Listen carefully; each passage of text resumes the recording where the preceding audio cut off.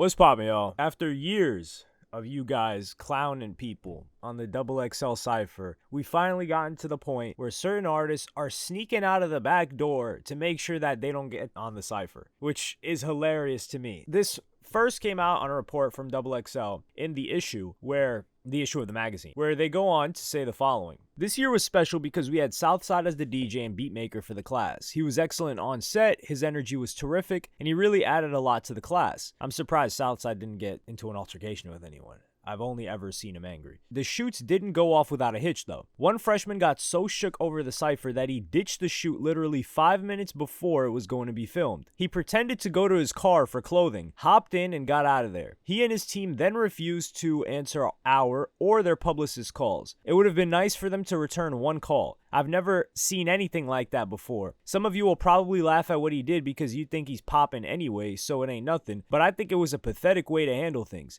and it definitely caused some havoc and felt like a ruthless way to conduct business. Over the next few days, we had to decide if we were going to remove that artist from the class altogether, which we were conflicted over, but we decided to keep him in. We did receive an apology from the freshman's manager a few days later, but never heard from the artist directly. Ultimately, we hate to see a freshman back out of a cypher because this is what they do for a living. They rap facts. There is no specific length the verse is supposed to be, but still, that's too hard for some of them. It feels like they should be able to get through a verse, but as the years go on, more and more artists struggle with this part of freshmen, and we don't find out that they aren't capable of it or are unwilling to do it until they're asked to be a part of the class, which is disappointing. We don't rescind the offer though. The person exposes himself as Rich Amiri, and he says, at XXL, why y'all lying? I ain't pretend to go...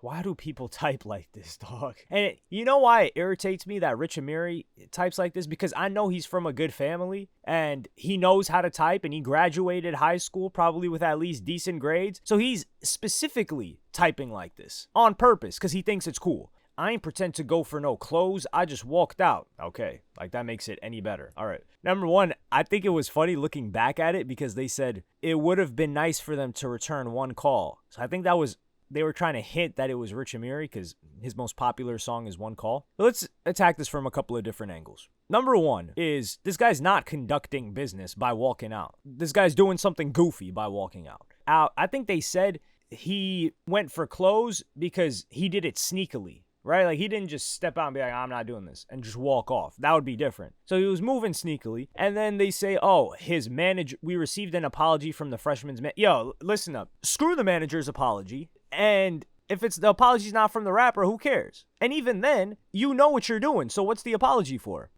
We got to get rid of this. Managers apologizing for their rap client is... These people are grown men, or at least 16 plus years old. Rich Amiri's a grown man. This guy's over 18. He's probably over 21. Even if they were 16, 17, 18, 19, dog, you're going to apologize for somebody when they're a baby, right? Like some ladies like, yeah, sorry, that was a long flight. My baby was screaming, crying the entire flight right next to you. He's 2, 3 years old. Maybe, it's like 1, 2 years old, right? On a flight, you can understand, right? The baby doesn't know what he's doing. The baby's just crying. She can't really do too much about it. So you're like, okay, I'll take the apology. Or it makes sense that she apologizes on the baby's behalf. But this is a grown man. And the apology means nothing because this person will continue to act in this manner. Rich Amiri, I find this hilarious because, number one, Rich Amiri has had a good year, a good 365 days. And congratulations to him for that because this is evidence of some guy that we wouldn't call it brute forced his way, but I hope Rich Amiri doesn't forget that he was not cool for 2, 3 years, and he was not the butt of the joke, but nobody was saying, yo, who's got that new Rich Amiri? Yo, I mess with Rich Amiri. Even these underground kids, none of them were saying their favorite rapper was Rich Amiri. They would be embarrassed to say that. But he caught himself a hit after dropping project after project, couple different songs. I think he had a bunch of singles. If I remember him back in 2022. I think that's when I first started hearing about him. I don't think I heard about him at all in 2021. But this guy's been dropping music since 2019, 2020, right? He drops One Call eventually starts going crazy. He's got like another song or two on that EP. It does numbers, right? Congratulations to the guy. He has his TikTok song. I think it charted. Yeah, I'm pretty sure it charted. Regardless, a couple 100 million streams, successful song.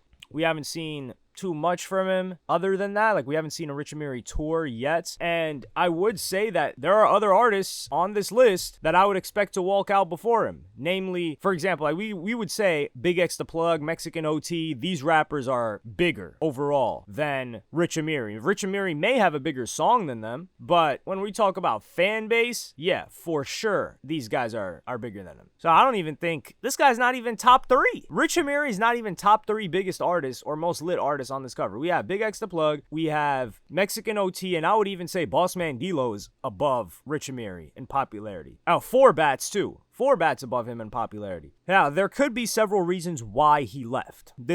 He said he did his freestyle, which is the part where they don't have any music in the background, no beat. So he says he did his freestyle. He doesn't have a problem doing that. The only way I would accept him maybe leaving is if he ended up having to do the Cypher by himself. So maybe if other people left before him, because we don't know if anybody else left. They just said that this guy left. So maybe if other people left, we could say, all right, this guy, he doesn't want to do the Cypher himself. The people that were in his crew of the Cypher, they left. But what's the likelihood that other people left and they didn't mention it? I don't know. It's possible. Another one is if they put him with actual rappers that can rap and he's like, oh, nah, I'm about to be the butt of the joke. I wouldn't understand him. I would understand him leaving at that point, but I would still think it was a goofy move. Lucky decided to chime into this, and he said the following, which was an interesting take, but we'll break it apart. He said, there's no lyrical geniuses. There is, but people don't even care about the lyrics, facts. So the fact that XXL still got them doing that, you obviously setting them up for failure. The fact that you making these young artists go up there and freestyle on any beat to something that they don't got already, it's not no effing Young Nasir gonna pop up from Queens. Okay, we gotta look at this from, number one, I don't think there's any expectation of these people to be very lyrical. And I think the fans that are watching this, they wouldn't know lyricism if it hit them upside the head. I don't think they're looking for deep bars, especially Nas level. They're not looking for that. Fans are looking for, like, for example, look at XXL 2016 Cypher that everyone talks about. Uzi wasn't dropping no bars on that. Yachty wasn't dropping no bars on that. 21 Savage wasn't dropping no bars on that. Kodak Black wasn't dropping no crazy bars on that. It was maybe, you could say, Denzel Curry, right? He dropped some bars on there. And who else? Maybe one other person. But the most popular Cypher that we see from that year, yeah,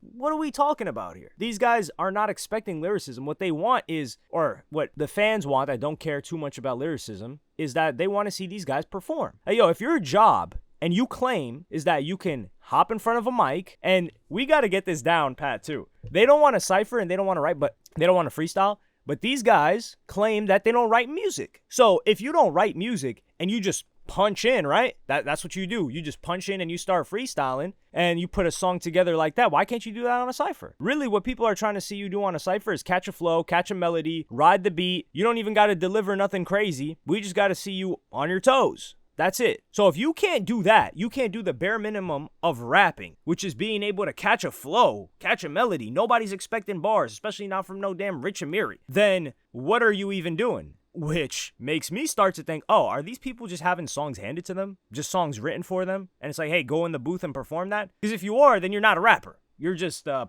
performer. That would be funny though. But that's the only excuse that I start to look for is, hey, are you not writing your music? Are you even making your music? Or is someone else making it for you and you're just this brand and image? That's the only reason I can think of for someone to not be able to cypher whatsoever, because we see live streams of people doing a cypher off top. Like I just seen this I saw the clip. I posted it on my IG, which you should follow me. I got unbanned on my main IG. But I had posted on my second IG while I was banned. It was this streamer Sketch. Yeah, this guy Sketch. He just started freestyling a song on some other streamers live. And they made the song. And I was like, damn, this is a pretty catchy thing. The guy's not dropping crazy bars, but he's got a flow on it. I was like, okay, this guy could potentially put together a cypher. And keep in mind, this guy doesn't rap. His career is not a rapper. He doesn't have any hit songs. No big songs. So we're going to make excuses for rappers now? Nah, rappers are not getting excuses. If you want to be on XXL, this is what comes with it.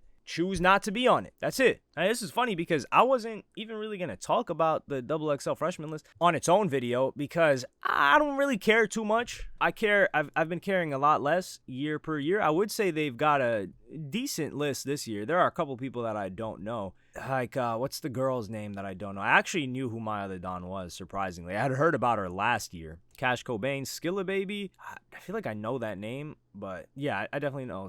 I know Scarlett. Who didn't I know? Lay Banks. That's the only person I don't know. Everyone else on there, I'm somewhat familiar with. I've heard the name Boss Man D-Lo. I think I've maybe heard a song in passing, but I know he can rap because a couple of my friends tell me like, yo, this guy can really rap. Rich Amiri, on the other hand, yeah, circling back, right? Yo, Rich Amiri used to be seen as this corny, lame TikTok rapper in the era when Yeet and Sofago were blowing up, which is ironic in how quickly things can change, because where is Sofago right now? I don't know. That's a genuine question. It's not rhetorical. Please, somebody let me know. Where is Sofago right now? And at that point, Rich Amiri, like Sofago was blowing up. There were other artists in the underground blowing up. Nobody was looking towards Rich Amiri. And he just kept putting out music. He kept staying consistent. And eventually, he ended up taking off. Like, yo, they were even looking at SSG Kobe over Rich Amiri, which just goes to show, hey, these guys, times can change.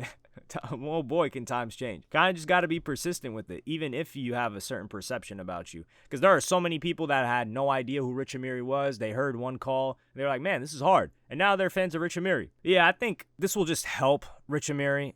It won't embarrass him. It won't harm him. It's kind of just the nature of how the rap game goes. Like, you do stuff like this, and I don't know if people will think it's cool, because you don't look at Rich Amiri and think, oh yeah, that guy's cool. You look at him and you're like, oh, okay, he just left. Why did he leave? And he had a song, but what has he done lately?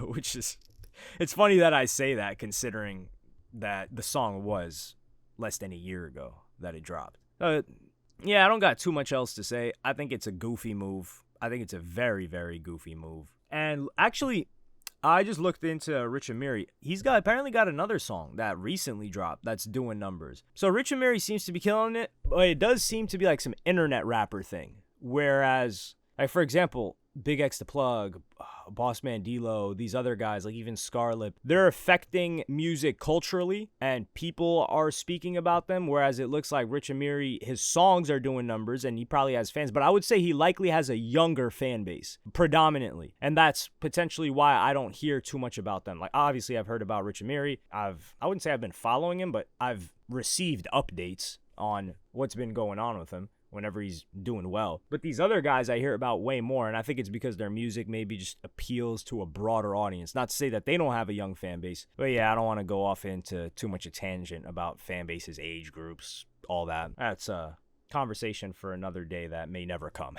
But yeah, let me know what you guys think about this in the comments. I think it's a goofy move. I think it's whack. I think he should have just, the bare bones basics is to catch a flow on a Cypher. And just, like, the people that got made fun of, they just didn't do anything. Or hell, or it's, yeah, I can't make an excuse for this, man. I've even tried. Goofy move by Rich Amiri. Even funnier to try and come back and say, oh, nah, I wasn't going for clothes. Why y'all lying? Like, what are you talking about? Like, you're trying to come at XXL. Wow, why weren't you trying to hit them up when they were trying to reach your publicist? Oh, nah, you were quiet then until your manager had to issue an apology. This is why it sounds like a living hell to have a business that relies on having these artists show up to places, having these artists somewhat compliant with what they agreed to do. Nobody's showing up to XXL and surprised that they have to freestyle or cypher. You've seen it every single year. Let me know what you guys think in the comments. Like and subscribe and hit the notification bell if you enjoyed. Follow me on Twitter and Instagram. Thank you for watching. Peace.